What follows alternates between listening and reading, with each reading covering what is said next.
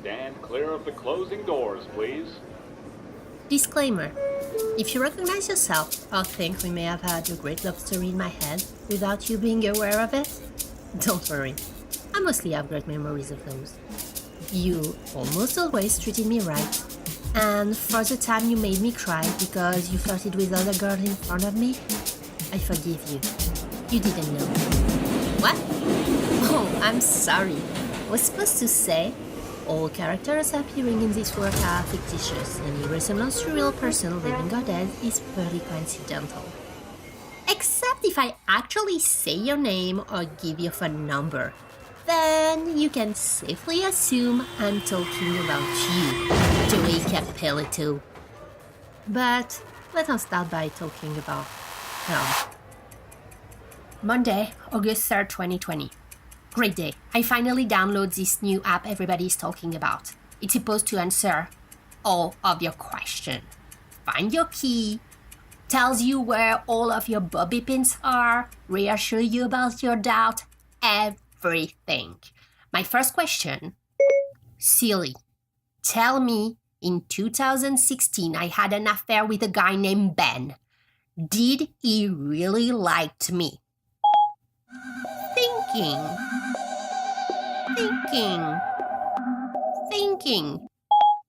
Okay, I got the answer. 42? I'm sorry, what? Even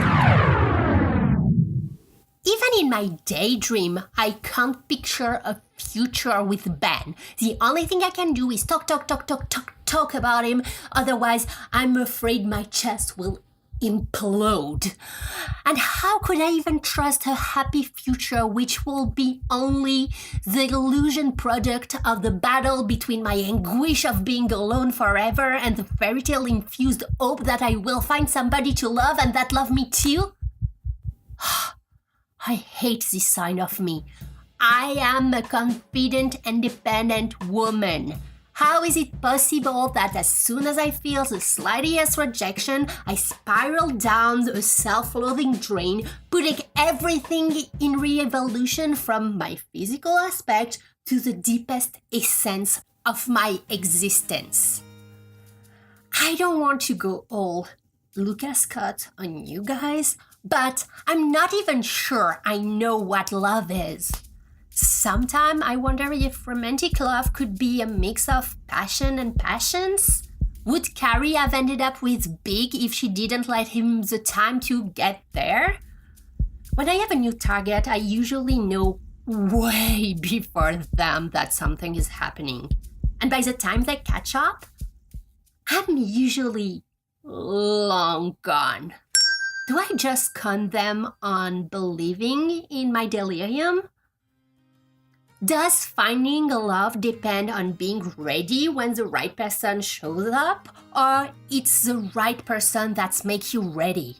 Speaking of a catch-22, right? I would like to believe that it's a little bit of both. But I'm scared. Often I want to believe so bad that I am in love that it blinds me into believing in a fictional reality manufactured by my own mind. Does the hope for love makes me stupid or crazy? Only one way to be sure. Read again the first Twilight book. By the time Bella guessed Edward's secret, but doesn't care, I'm still on the fence. Is there an absolute true love out there that really exists? A transcendental form that would help us become this upgraded version of ourselves? I'm not talking about becoming a vampire here. Or am I? Maybe it's just the bullshit that the fairy tale music and Shakespeare have been trying to sell us for centuries, only setting us up for big disappointment. When Bella goes to prom, I only have one certitude. Romantic love needs trust.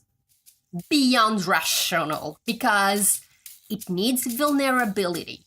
We have to open ourselves fully, giving somebody the opportunity to hurt us. And in Bella's case, maybe end up as a shish kebab. And in 99% of the case, we will get hurt. Friendship is different in that sense. It's more relative. In a world of divorce and over-sexualization, is friendship the ultimate surrogate of relationships for all fucked up people from our generation? From Twilight to Sex and the City, watching Carrie cheat on Hayden, I wonder, is being the other woman makes me a bad person? Is there only two options? You can either be the wife or the mistress. Does it work like that for men too? Ultimately, do we all have to pick a team? Or, as Samantha's declare, does the act of cheating only exist if discovered? I'm torn. I find extremely romantic the idea of somebody defying the codes of society by cheating on somebody else with me, but at the same time, I find it awful. Do I really want to be with a guy like that? Or can I be the exception to his rule? This kind of situation works for me because this way I can entertain the illusion of something happening without the gamble of a broken heart. Well, at least not mine. Allowing me to stay impervious with a rational reason. Impossible from the beginning means no surprise.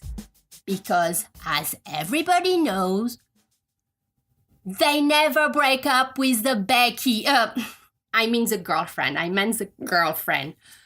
They never break up with the girlfriend. Does all of this make me a bad woman, bad feminist? Or does acting like an asshole man is stating myself as equal, if not in pay, at least in opportunity to misbehave?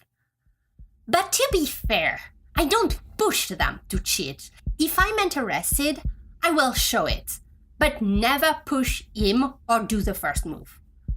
Does it make it better though? I've never cared enough about somebody to be cheated on, so I don't really know what it would feel to find out. But once again, why find out? If you never knew a delicious cake was there before you arrived at a party, would you be sad about missing it? No, because you wouldn't even know it existed. By the time Carrie confessed to Aiden, I know where I stand. Sometimes white lies are nicer than ugly truth. When the chips fall, do we keep our big principle or are we treating ourselves with more understanding? If I had a friend in Becky's situation, of course I would treat me of a bitch. Because it's always easier to blame the girl you don't know than the boyfriend you're trusting. And it works both ways. I mean, it's easier for me to believe that Becky is mean stupid and that Ben doesn't care about her. Is it truth? Does she deserve this hostility? Is it human to feel this way? Or am I just the worst? I found her Instagram. Now I know what she looks like. She was tagged in a picture Claire posted a few weeks back. I'm pretty sure it's her. In my head, she was a Nobel Prize winner who looked like Giselle Bündchen. So, in a way, I'm kind of reassured that she is not that at all. But she's so plain. I don't even get why Ben would be attracted to her in the first place. She's an actress. Please hear the quotation marks in my voice. She played in 2 short films for NYU students. I think she's at least 6 or 8 years younger than us. I find it quite amusing, actually, to imagine a guy being in a relationship with a 20-something blonde actress to cheat on her with an older, brainy brunette. Or am I the stupid bimbo in this scenario? Truth be told, I prefer my place than hers. At least I know. Maybe it's still a question of control again, but I don't care. Does men ask themselves all the same type of question when they are the misters? Or do they only turn their brain off and think, boobs? Well, I can definitely not turn my brain off. I'm starting to worry. Am I crazy? While watching Sex and the City, I'm perusing Ben's Facebook picture, to the point where I know them by heart and I have my favorites. I even screenshot some of them and send them to my friends. Sometimes I just can't think of anything else. Looking at his picture on Facebook has become my only self-reward. I'm rereading all the text and email we exchange. Is the question mark means he likes me? Why did he choose the sunglasses emoji there? Are XOs better than XX? When he writes, "Can't wait to see you," is it an expression or does he really mean it? Did I say something mean in my last email? Is this why he doesn't reply? Is space the best things to give him right now? Or should I show him how much I like him? Is it because I'm bad at sex? Is it possible for one person to think that it was great and for the other to think it sucked? Sometimes it strikes me. Maybe I will never see him again and he will stay with Becky. It physically hurts. Am I being dramatic? And suddenly, I remember. I'm a grown-ass bitch, and I felt this way for at least 10 guys, and I've moved on from every single not single one of them. Am I jaded or just experienced? When Burger breaks up with Carrie on a post-it note, Ouch. I have an epiphany. I think it exists a special brand of guy that I find even more puzzling than the average. Let's call them ultimate guys. My friend Jesse, like Burger, is from this type of ultimate guys. I still don't get them, but now I know how to recognize them and I accept this unknown. It took me a time to get there.